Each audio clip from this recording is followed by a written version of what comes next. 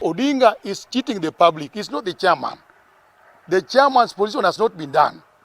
And that's the reason why we are going on the ground mobilizing people.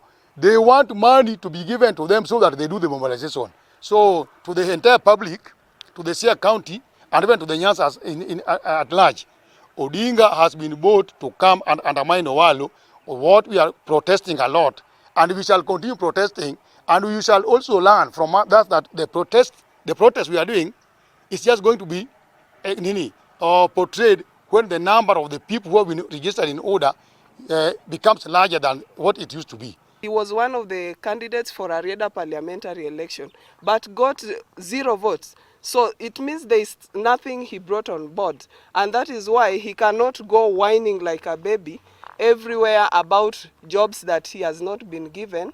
Yet, people like Kidero, Outa, Kirindo, these are people who got votes, Gumbo.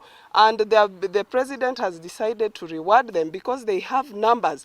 And be sure that Nyanza and Siaya General, the ground is shifting from ODM to UDA. So Mr. Odinga, I think, is also getting threatened by the coming force. People are defecting to UDA, and UDA is intact.